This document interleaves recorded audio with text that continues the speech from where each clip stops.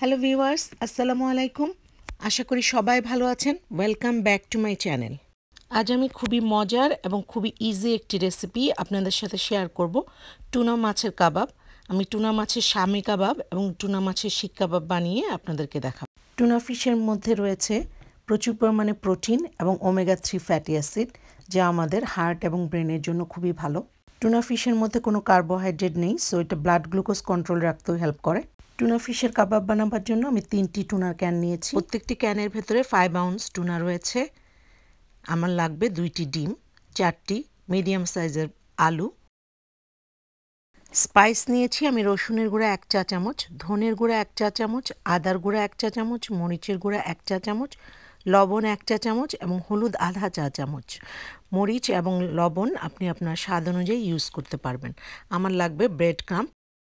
প্রথমে ক্যান টুনাকে আমি পানি ঝরিয়ে নিয়েছি। এর মধ্যে রয়েছে 15 আউন্স টুনা। 4টি মিডিয়াম সাইজের আলুকে আমি মাইক্রোওয়েভে 8 মিনিটস বেক করে খোসা ছাড়িয়ে নিয়েছি। আপনি সিদ্ধ করেও নিতে পারেন। টুনার ভেতরে এখন আমি সিদ্ধ আলুগুলোকে দিয়ে দিচ্ছি। একটি ম্যাশারের সাহায্যে আমি একে ম্যাশ করে নিচ্ছি। আপনি হাত দিয়েও ম্যাশ করতে পারেন।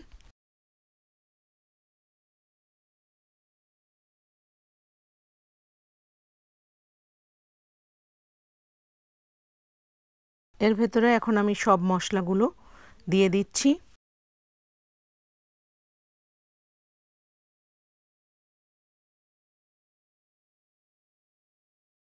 দিয়ে দিচ্ছি ধনেপাতা কুচি এবং কাঁচামরিচ কুচি। 2টি ডিমকে ভেঙে আমি এর ভেতরে দিয়ে দিচ্ছি।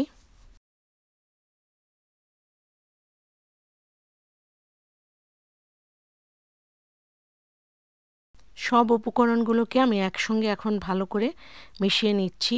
ভালো করে মাখতে হবে যেন কোনো লাম্প না থাকে। এতে দিয়ে দিচ্ছি 1/4 cup bread crumb. Bread crumb না থাকলে আপনি পাউরুটিকে টোস্ট করে গুঁড়ো করে দিয়ে দিতে পারবেন। এখন টুনা আর আলুর এই মিক্সটি দিয়ে আমি কাবাবগুলোকে বানিয়ে নেব। কতগুলোকে আমি শামি কাবাবের মতো বানিয়েছি এবং কতগুলোকে আমি শিক কাবাবের মতো শিকের ভেতর দিয়ে বানিয়ে নেব।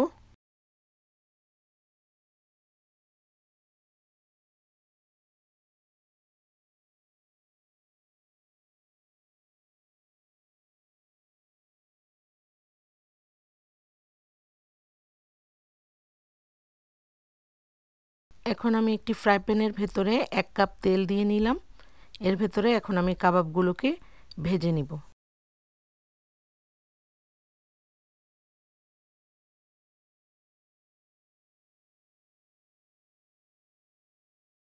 সবগুলো কাবাবকে এখন আমি গোল্ডেন ব্রাউন করে ভেজে নিব। 5 মিনিটস পর কাবাবকে আমি উল্টে দিচ্ছি। এই সাইডেও গোল্ডেন করে আমি ভেজে নিব।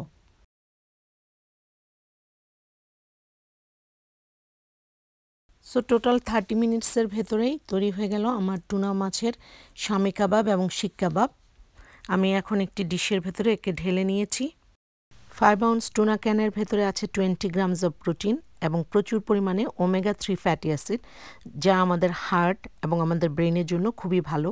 এর মধ্যে কার্বোহাইড্রেট নাই বললেই চলে, সো ব্লাড সুগার কন্ট্রোল রাখার জন্য টুনা ফিশ খুবই উপকারী। আমার আজকের ভিডিওটি ভালো লাগলে অবশ্যই লাইক করবেন। যারা এখনও সাবস্ক্রাইব করেননি প্লিজ সাবস্ক্রাইব করবেন। আল্লাহ হাফেজ।